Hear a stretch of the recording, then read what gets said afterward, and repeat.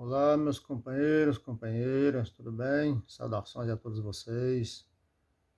A gente vai falar um pouquinho hoje aqui sobre a contextualização do século XIX, né? Algumas coisas que aconteceram naquele período que impulsionou o início aí do realismo, do naturalismo, uma mudança na literatura, tá ok? Então daqui a pouco a gente vai começar, eu vou passar uma apresentação bem rápida aí para vocês. Até já, vamos lá. Então aí dando continuidade à apresentação sobre a questão aí do contexto histórico do século XIX. Bom, primeiro a gente vai ter um conhecimento prévio, né, sobre esse momento aí que aconteceu, todo o século XIX, sabendo que o século XIX foi um momento assim de conturbação e mudou muita coisa na sociedade, marcou muito aquele período e marca até hoje. As coisas que mudaram naquela época estão fazendo parte das nossas vidas ainda hoje, tá? Então aí nós temos o contexto histórico daquele período, a começar pela Revolução Industrial, que mudou bastante a vida das pessoas, trouxe novas tecnologias, inovações, as pessoas passaram a ter a vida mais fácil, né, com a Revolução Industrial, mas aí começaram a aparecer alguns problemas, né? Nem tudo que reluz é ouro, não é verdade? Então a urbanização cresceu porque teve o êxodo rural, né? E aí com isso veio o quê? As periferias, no caso as favelas. A burguesia cresceu, ascendeu-se ao poder devido à Revolução Francesa. A Revolução Francesa foi um marco que marcou a história daquela época, tanto marcou que mudou da idade moderna para a idade contemporânea, as ações que foram acontecidas naquele período, porque a burguesia conseguiu assim fazer a revolução que ela tanto sonhava e conseguiu aí implantar o liberalismo praticamente no mundo inteiro. E aparece aí duas classes, né, predominantes, que é a burguesia e o proletariado. A burguesia, por sua vez, dona dos meios de produção, e o proletariado, dono da força de trabalho, né? E aí vem o capitalismo monopolista, então as empresas que têm maior porte, mais rica, dominam as outras. Infelizmente é assim, né?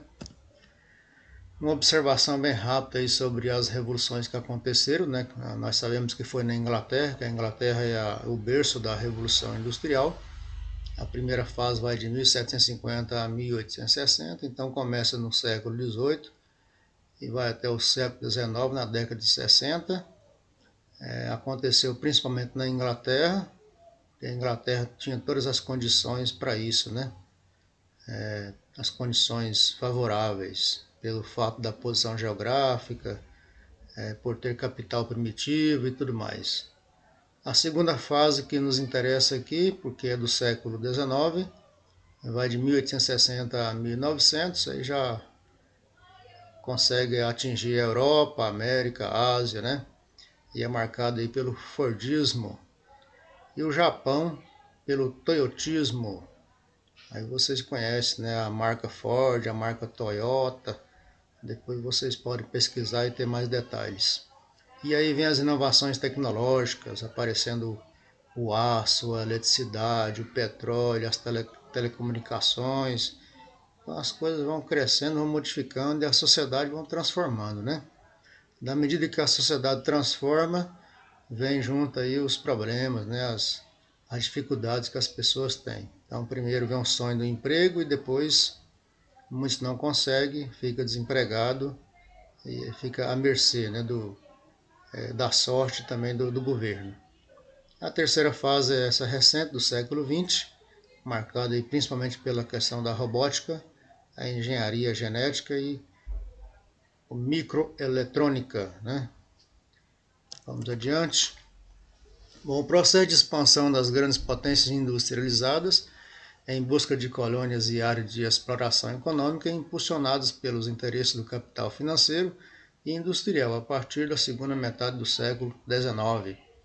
Aqui um pouquinho sobre a questão do imperialismo, né? Imperialismo europeu e também norte-americano, o processo aí que fez com que eles tivessem que buscar outros locais para poder ter a matéria-prima, levar seus produtos. Então eles precisavam de mão de obra, matéria-prima e consumidor. Então para isso deveria então conquistar outras regiões. Aí conquistaram aí parte da Ásia, a África praticamente por inteiro e também vieram para a América.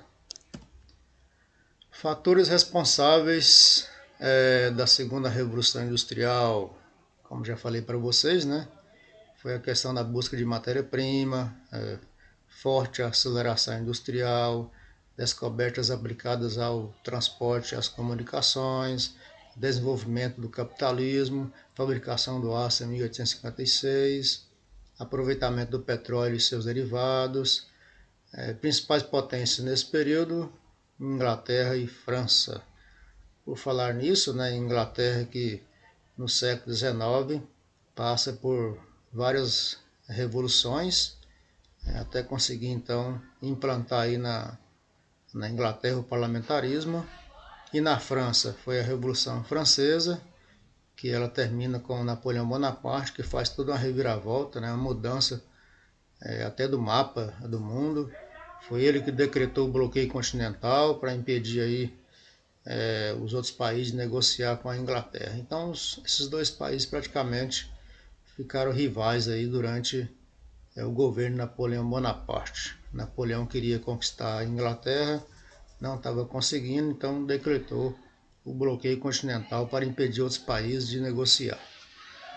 Ok? De negociar com os ingleses, tá? O viver na cidade naquele período. Bom, cidades cresciam de forma acelerada, bem rápida, crescia também junto com ela, né, os problemas urbanos, que é a sujeira nas ruas, a fumaça das chaminés das fábricas, a falta de água, a falta de esgotos sanitários, falta de praças, muitas doenças respiratórias, epidemias, cólera, febre amarela e etc. Então a gente vê aí que tem muitos problemas que apareceram nesse período aí. E esses problemas começaram a mexer com a população, né?